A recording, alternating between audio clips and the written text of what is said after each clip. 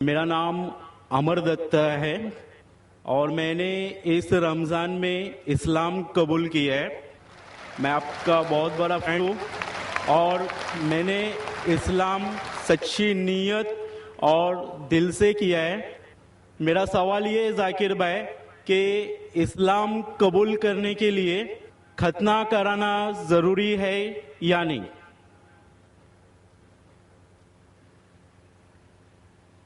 بھائی صاحب ماشاء اللہ اس رمضان میں اللہ نے ہدایت دی انہیں اور امن کا مذہب قبول فرمایا. میں دعا کرتا ہوں اللہ سبحانہ تعالیٰ سے کہ آپ کی انشاءاللہ جد و جہد کو قبول فرمائے. اس دنیا اور آخرت میں بھی انشاءاللہ آپ سفلتا پائیں گے. آپ کا سوال تھا کہ جب غیر مسلم بنتا ہے، اسلام قبول کرتا ہے، تو ختنہ کرنا ضروری ہے کہ نہیں؟ ختنہ کرنا جب ایک انسان مسلمان بنتا ہے تو فرض نہیں ہے لیکن سنت موقدہ ہے. فرض نہیں ہے لیکن سنت موقدہ ہے، یعنی بہت اہم سنت ہے. It is recommended. کیوں؟ کیونکہ کئی وجہ ہے. آپ شاید جانتے ہیں کہ سائنس ترقی کرنے کے بعد سائنس آج یہ کہتی ہے کہ جب ایک بچہ پیدا ہوتا ہے، پیدا ہونے کے بعد اگر اس کی ختنہ ہوتی ہے تو اسے بہت کم چانسز ہے carcinoma of the penis, cancer of the penis ہونے کے بہت کم چانسز ہے. اسی طریقے سے کئی بیماریاں ہیں جو ختنہ کرنے کے وجہ سے یہ بیماری اس لڑکے کو، اس آدمی کو ہو نہیں سکتی. مثال کے طور پہ دیر از دا پریپیوس وچ از دیر، اس کے وجہ سے وہ زپ میں اٹک سکتا ہے. They can be problem with it. Furthermore آج کی ریسرچ یہ بھی کہتی ہے کہ جو شخص ختنہ کر چکا ہے اس کو ایڈز کے چانسز اور کم ہیں. ایسے کئی ریسرچز ہے.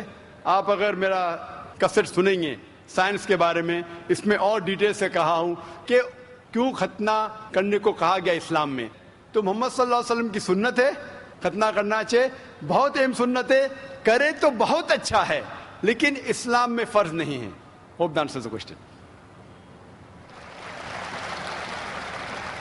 مائک نمبر 3 میں اگر کوئی سوال ہو تو کر سکتے ہیں. جی برادر. السلام علیکم. ڈاکٹر ذاکر نائک صاحب، میرا نام نیلیش امبور ہے، میں اورنگ آباد سے آیا ہوں. میرا سوال یہ ہے سر آپ سے، آپ جب کسی ہندو گیتا یا وید کا حوالہ دے کر اگر آپ کچھ بولتے ہیں یا قرآن سے وہ ملتا ہے تو کیا اس کے اوپر ہم عمل کر سکتے ہیں؟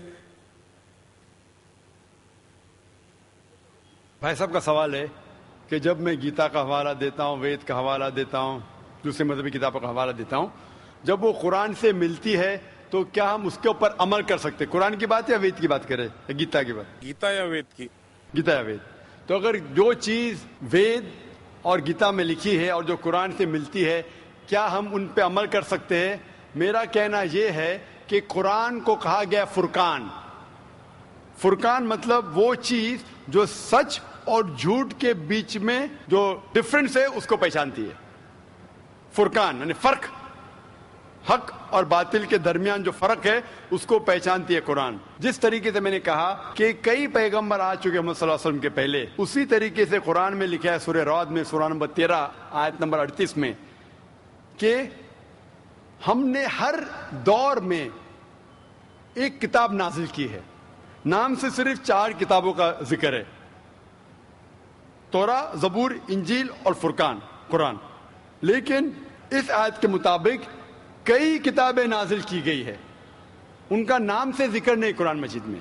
لیکن جتنی بھی کتابیں قرآن مجید کے پہلے آئے وہ صرف ایک امت کے لیے تھی، ایک گروہ کے لیے تھی، اور وہ سارا پیغام محدود تھا ایک وقت کے لیے. اسی لیے اللہ سبحانہ و تعالیٰ نے، خدا نے یہ ساری کتابوں کو محفوظ رکھنے کے لیے صحیح نہیں سمجھا، کیونکہ یہ محدود تھی اس وقت کے لیے. اسی لیے یہ جتنی کتاب پہلے نازل ہوئی وہ محفوظ نہیں ہے، نہ اس کی ضرورت ہے. لیکن کیونکہ قرآن مجید آخری کلام ہے اللہ سبحانہ و تعالیٰ کا، اسی لیے اللہ سبحانہ و تعالیٰ خود کہتے ہیں سورہ ہجر میں سورہ نمبر 15 آیت نمبر 9 میں کہ ہم نے اس قرآن مجید کو نازل کیا ہے اور ہم اس کی حفاظت کریں گے۔ تو جتنے پہلے کتابیں آئے ان کے اندر ملاوٹ ہو چکی ہے، جس طریقے سے اللہ تعالیٰ فرماتے قرآن مجید نے سورہ بقرہ میں سورہ نمبر 2 آیت نمبر 79 میں فَوَيْلٌ لِّلَّذِينَ يَكْتُبُونَ الْكِتَابَ بِأَيْدِيهِمْ ثُمَّ يَقُولُونَ هَٰذَا مِنْ عِندِ اللَّهِ لِيَشْتَرُوا بِهِ ثَمَنًا قَلِيلًا فَوَيْلٌ لَّهُم مِّمَّا كَتَبَتْ أَيْدِيهِمْ وَوَيْلٌ لَّهُم مِّمَّا يَكْسِبُونَ۔ لعنت ہے ان لوگوں پہ جو لوگ کتاب اپنے ہاتھ سے لکھتے ہیں اور کہتے ہیں یہ خدا کی طرف سے ہے۔ لعنت ہے ان لوگوں پہ جو کماتے ہیں، لعنت ہے ان لوگوں پہ جو لکھتے ہیں۔ تو اس سے یہ ظاہر ہوتا ہے کہ جتنے پہلے کتابیں آئے ان میں ملاوٹ ہو چکی ہے۔ یہ قرآن آخری کلام ہے اور کوئی بھی چاہے تو اس کو تبدیل کر ہی نہیں سکتا، خدا خود اللہ سبحانہ و تعالیٰ خود اس کی حفاظت کریں گے۔ اسی لیے آج جب میں مطالعہ کرتا ہوں قرآن اور دیگر مذہبی کتابوں کا، اگر یہ میچ ہوتا ہے، اگر یکساں ہے، جو چیز قرآن اور بھگوت گیتا میں یکساں ہے، مجھے کوئی بھی گلا شکوہ نہیں ہے ماننے کے لیے کہ یہ پورشن، یہ شلوک خدا کی طرف سے ہے۔ لیکن اگر قرآن سے نہیں ملتا ہے تو میں کہوں گا کہ ہو سکتا ہے، ہو سکتا نہیں، لیکن قرآن کے خلاف ہے تو میں کہہ سکتا ہوں کہ یہ خدا کا کلام ہے نہیں۔ اسی لیے جو کلام قرآن سے ملتا ہے، چاہے وہ شلوک ہو یا منترا ہو، وید کا ہو، اپنشد کا ہو یا گیتا کا ہو، یا چاہے دھما پٹ کا ہو، اوستا کا ہو، دساتیر کا ہو، چاہے اولڈ ٹیسٹمنٹ کا ہو، نیو ٹیسٹمنٹ کا ہو، جو بھی چیز قرآن سے ملتی ہے، ہم مسلمانوں کو کوئی گلا شکوہ نہیں ماننے کے لیے کہ یہ بھاگ خدا کی طرف سے ہے۔ اسی لیے میں یکسانیت کے بارے میں ذکر کرتا ہوں۔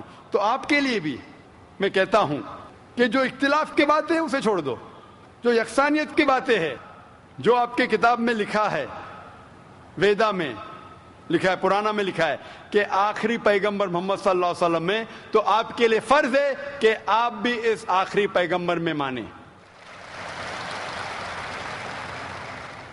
تو آپ آخری پیغمبر میں مانتے؟ آپ کی وید میں مانتے؟ ہو مانتے ہیں نا۔ آپ پرانا میں مانتے ہیں؟ ہو مانتے۔ تو میرے تقریر میں نے اتنے بار کہا اور اتنے حوالے دیا کہ آپ کی مذہبی کتابوں میں لکھا ہے کہ محمد صلی اللہ علیہ وسلم انتم رشی ہے۔ آپ کل کی پرانا پڑھیں گے تو ان کے والد کا نام لکھا ہے وشنو یاس عبداللہ، ان کے والدہ کا نام لکھا ہے سمتی آمینہ۔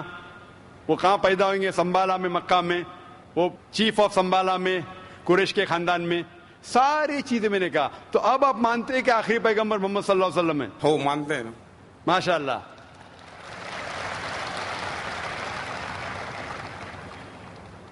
تو آپ مانتے ہیں کہ خدا ایک ہے؟ ہو بالکل۔ آپ مانتے ہیں خدا کی کوئی بھی پرتیما نہیں ہے بے شک۔ اور صرف خدا کی عبادت کرنا چاہیے؟ صحیح۔ تو آپ یہ مانتے ہیں کہ خدا ایک ہے اور محمد صلی اللہ علیہ وسلم آخری پیغمبر ہے؟ ہو۔ تو جو شخص اس بات کو مانتا ہے کہ خدا ایک ہے اور محمد صلی اللہ علیہ وسلم اس کے آخری پیغمبر ہے، تو اسے ہم کہتے ہیں عربی میں مسلم، یعنی وہ شخص جو امن حاصل کرتا ہے اپنی خواہش اللہ کے احکامات کے مطابق۔ تو آپ مانتے اللہ ایک ہے اور محمد صلی اللہ علیہ وسلم آخری پیغمبر ہے؟ ہو مانتے۔ تو آپ چاہتے کہ اسلام قبول کرے؟ لا الہ الا اللہ محمد رسول اللہ۔ ماشاء اللہ، ماشاء اللہ، ماشاء اللہ، سبحان اللہ۔ آپ سے زبان سے کہہ دیے کہ اللہ ایک ہے، اس کے علاوہ کوئی معبود نہیں عبادت کے لائق، اور محمد صلی اللہ علیہ وسلم آخری پیغمبر، آپ مسلمان ہیں۔ جس طریقے سے آپ نے سوال کیا مجھے شک ہو رہا تھا کہ ماشاءاللہ آپ مومن ہیں، اور میں دعا کرتا ہوں اللہ سبحانہ تعالیٰ سے کہ آپ کو انشاءاللہ اس دنیا اور آخرت میں سفلتا دے۔